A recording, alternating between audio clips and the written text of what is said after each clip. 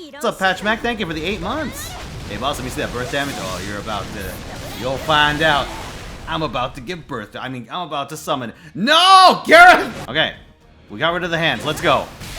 Behold, super Gareth damage. Super Gareth damage. Welcome back, nerds. Fino here with a guide for the season's most infamous edition, Summer Gareth. She's a limited 4-star saver introduced in Arctic Summer World, and her job is to punish you, the player, for having the sheer gall to think you could just walk into Lady Avalon's banner and come out in one piece. Not a chance. Gareth leads off our road to disappointment with Quick Change. This is a personal 3-turn arts and buster buff that also dumps out 20 stars at max level. Now, I absolutely do not recommend using a lore on this, but 20 stars is actually quite good for a dump skill. Next up, we've got Gareth Like the Sun. This is a targeted guts that grants 10 stars per turn at max level. It also applies the sunlight terrain for 3 turns to herself. Now here's the 2 billion QP question. Can anyone make use of this? Well, there are 6 servants in the game with sunlight related buffs. Gawain, Barghest, Summer Yu, Ozymandias, Zhang Jue, and Gareth herself. Of these, 4 can make their own sunlight. Barghest and Consort Yu can't.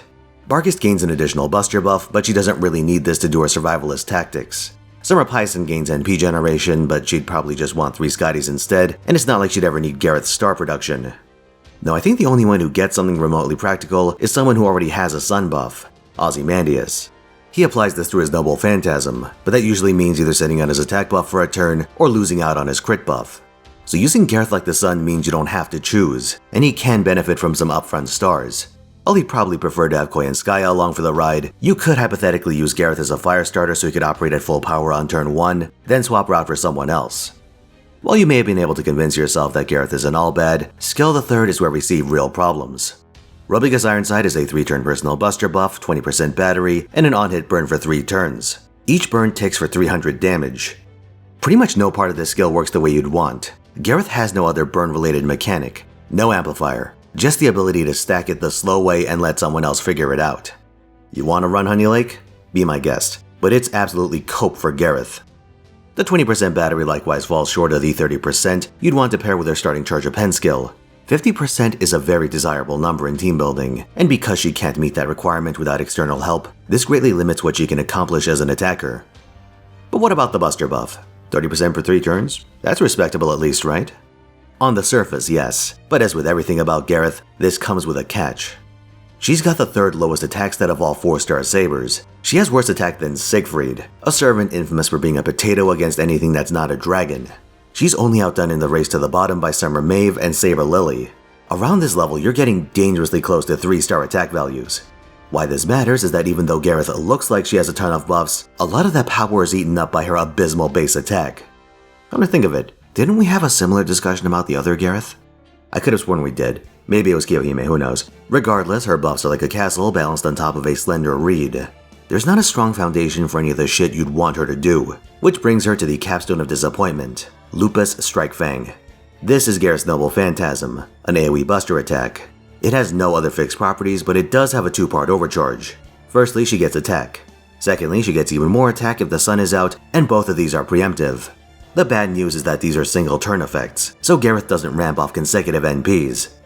Due to her limp 20% battery, using double Koyanskaya or even double Oberon to loop this isn't possible without doing some absolutely insane and impractical techniques. First of all, you need some amount of starting charge. You're short between 40 and 60 depending on whether you go for double Oberon or double Koyan. I'll go over the double Koyanskaya version since I consider it ever so slightly more practical.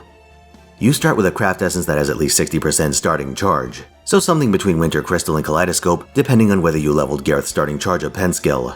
You pop all of Gareth's skills, use Koyan's relevant buffs, and then go into Lupus Strike Fang. On turn 2 you use both Koyan batteries on Gareth and then swap one of them out. For Habitrot. She's not here to attack, though you can if you want. No, her primary purpose is to use her 3rd skill on Gareth. The buffs on it don't matter. What does is that at the end of the turn, Habanyan explodes. And the whole reason you're doing this in the first place is because Habitrot is equipped with Battle of Camlan. When she takes a dive, she gives at least 10% charge to your frontline. By the start of turn 3, Robicus Ironside is back up for another 20%, giving you just enough charge to let your single Oberon rotate in and complete the run. That's right, this whole rigmarole was to make up for the fact that Gareth has a 20% battery.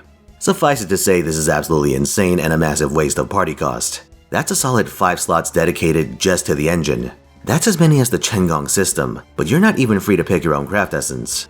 Gareth must run starting charge, and Habitrot is locked into Cam Lan.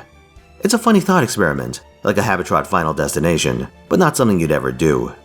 A non-Habanyan setup is possible with Kaleidoscope and double Oberon/single Koyan, but this isn't really practical either. You're tripling down on Gareth's abysmal damage.